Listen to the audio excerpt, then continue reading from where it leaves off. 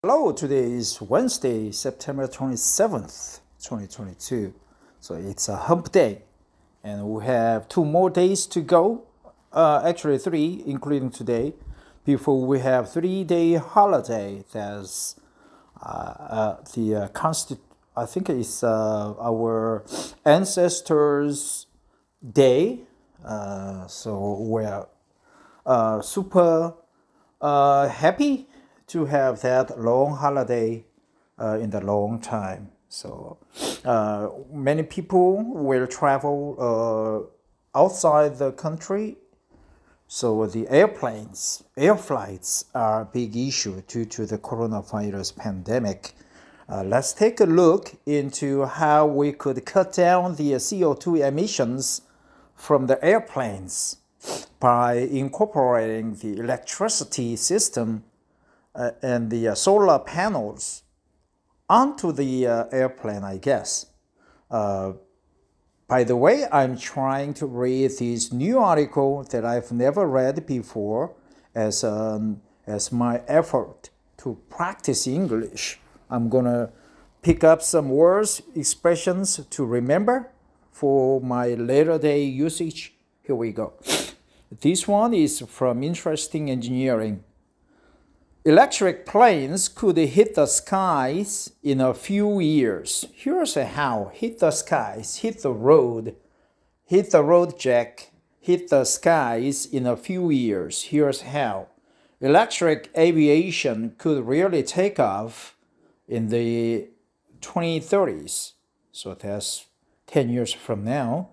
By the conversation, September 24th, 2022, 4-minute read. It will be a 15-minute read for me. I'm going to read fast. Electric planes might seem futuristic, but they aren't that far off, at least for short hops. Two-seater Phillies Electros are already quietly buzzing around Europe. Electric seaplanes are being tested in British Columbia, and large planes are coming. Air Canada announced on September 15th, 2022 that it would buy 30 electric hybrid regional aircraft from Sweden's Heart Aerospace, which expects to have its 30-seat plane in service by 2028. So a 30-seat plane, two-seater. That's a good expression, man. Two-seater, 30-seat plane. Okay. Seaplanes.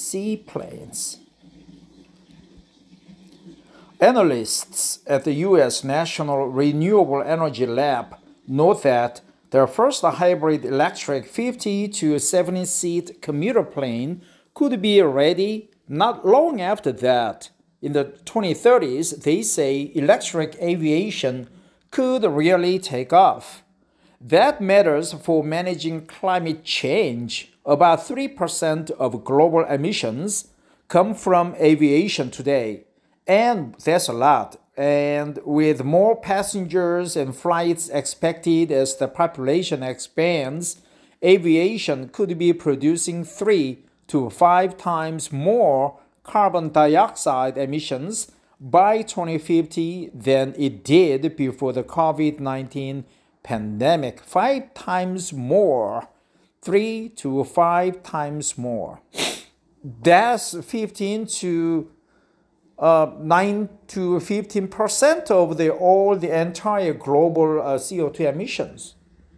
Aerospace engineer and assistant professor Gretchen Chinar develops sustainable aviation concepts, including hybrid electric planes and hydrogen fuel alternatives at the University of Michigan. We asked her about the key ways to cut aviation emissions today and where technologies like electrification and hydrogen are headed. Why is aviation so difficult to electrify? Aircraft are some of the most complex vehicles out there, but the biggest problem for electrifying them is the battery weight. If you try to fully electrify a 737 with today's batteries, you'd have to take out all the passengers and cargo and fill that space with batteries just to fly for under an hour. Under an hour. Jet fuel can hold about 50 times more energy compared to batteries per unit mass. 50 times more. So you can have 1 pound of jet fuel or 50 pounds of batteries. To close the gap, we need to either make lithium-ion batteries lighter or develop new batteries that hold more energy. New batteries are being developed, but they aren't yet ready for aircraft. An electric alternative is hybrids. Even though we might not be able to fully electrify a 737, we could get some fuel burn benefits from batteries in the large jets by using hybrid propulsion system. Hybrid propulsion system. Hybrid propulsion system. We are trying to make that happen in the short term with a 2030 to 2035 target for smaller regional planes. The less fuel burned during flight, the fewer greenhouse gas emissions, GHG. Yeah, that's true. So, hybrid propulsion system. How does a hybrid aviation work to cut emissions? Hybrid electric aircraft are similar to hybrid electric cars in that they use a combination of batteries and aviation fuels. The problem is that no other industry has the weight limitations that we do in the aerospace industry. That's why we have to be very smart about how and how much we are hybridizing the propulsion system, hybridizing. That's new term, hybridizing. Using batteries as a power assist during takeoff and climb are very promising options. Taxiing to the runway using just electric power could also save a significant amount of fuel and reduce the local emissions at airports. Yeah, I agree. They use a lot of jet fuels just to be ready to taxi. There is a sweet spot between the added weight of the battery and how much electricity you can use to get net fuel benefits. This optimization problem is at the center of my research.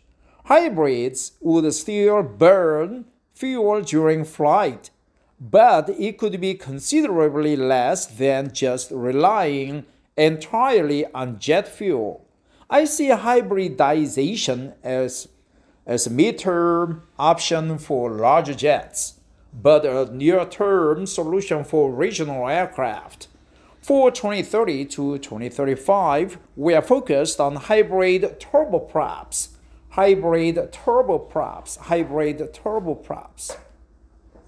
Typically, regional aircraft with 50 to 80 passengers are used for freight.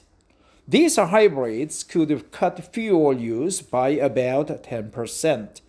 With electric hybrids, airplanes could also make more use of regional airports, reducing congestion and time large airplanes spend idling on the runway. Regional airports reducing congestion and time large airplanes spend idling on the runway. Taxiing on the runway.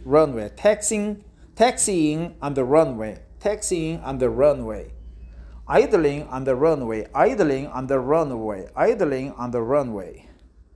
What do you expect to see in the near term from sustainable aviation? Shorter term, we'll see some use of sustainable aviation fuels or SAF. SAF, Sustainable Aviation Fuels. With today's engines, you could dump sustainable aviation fuel into the same fuel tank and burn it. Fuels made from corn, oil seeds, algae, and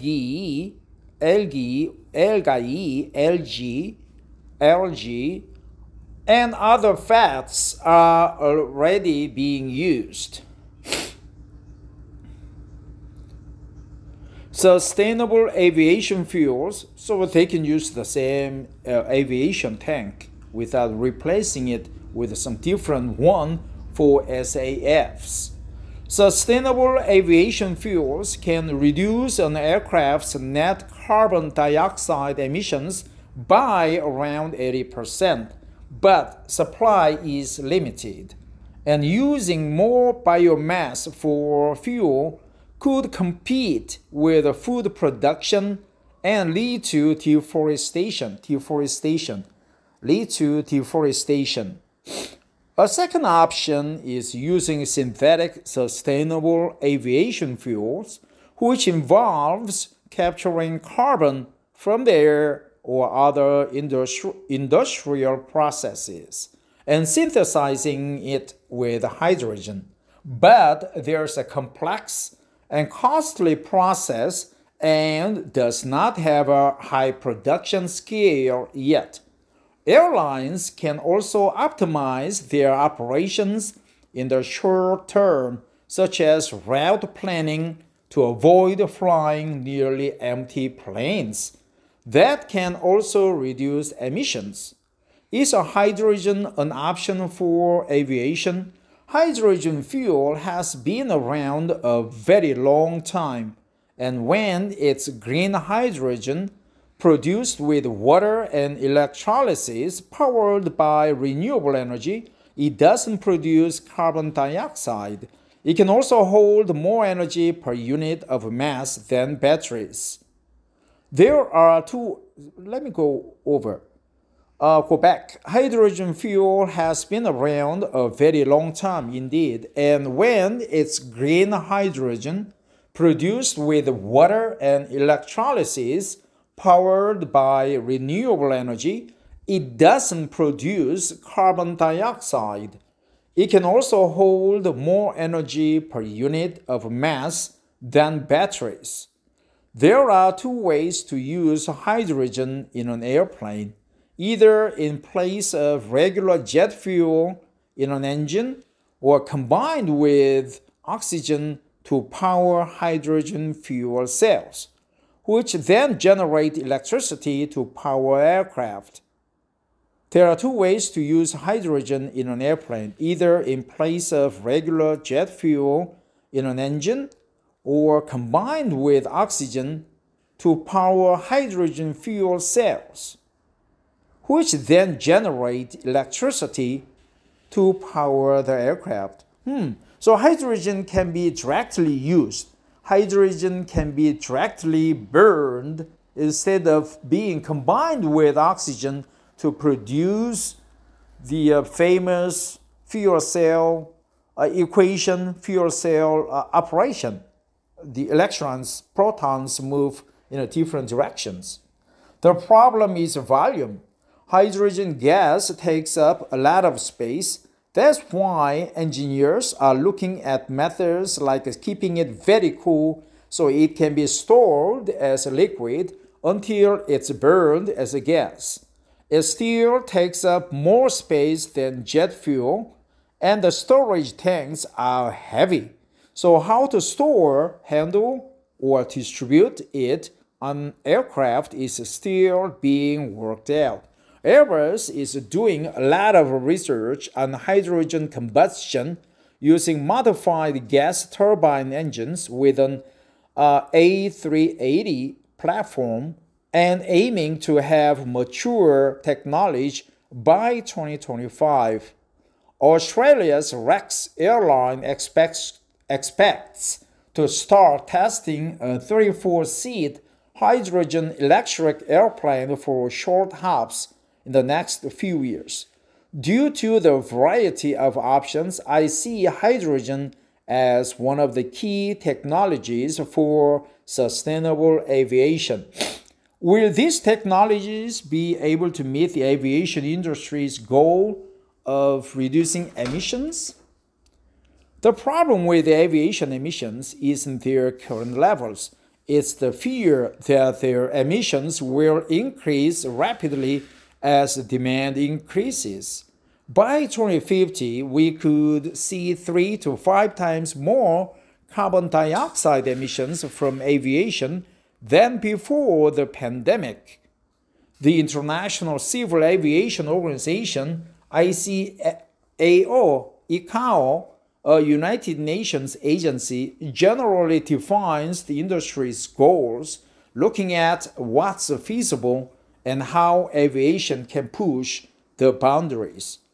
Its long-term goal is to cut net carbon dioxide emissions 50% by 2050 compared with the 2005 levels. Getting there will require a mix of different technologies and optimization. I don't know if we are going to be able to reach it by 2050, but I believe we must do everything we can to make future aviation environmentally sustainable. Gak-Sin Sinar, Assistant Professor of Aerospace Engineering, University of Michigan. The conversation under a Creative Commons license. Read the original article here. The conversation under a Creative Commons license. Under 30 minutes. Under a Commons license. That's good article. So from the article, we learned that hydrogen can be directly burned or combined with oxygen for the fuel cell operation. And the aviation produces 3 to 5 times more CO2 emissions in 2030 or 2050. And the fuels, hydrogen requires a very thick, very large, bulky storage tank to cool the hydrogen as a liquid. And the electricity turbopropulsion system requires 1 to 50 space ratio compared to jet fuel. So, and SAF stands for Sustainable Aviation Fuels. Jet turboprops, propulsion system, turboprops, what else? Under 30 minutes, under an hour, under a commons license. What else? Well, what was the first word that I ran into? Two-seater, 30 to 50 seat airplane. Seaplanes, hydroelectric system. Okay, two-seater, Velis Electros. Well, that's it. I have to go to work now by foot. It will be a 50-minute walk. I enjoy it, so every day it's a 100-minute walk back and forth. So bye-bye for now. Take care. See you tomorrow.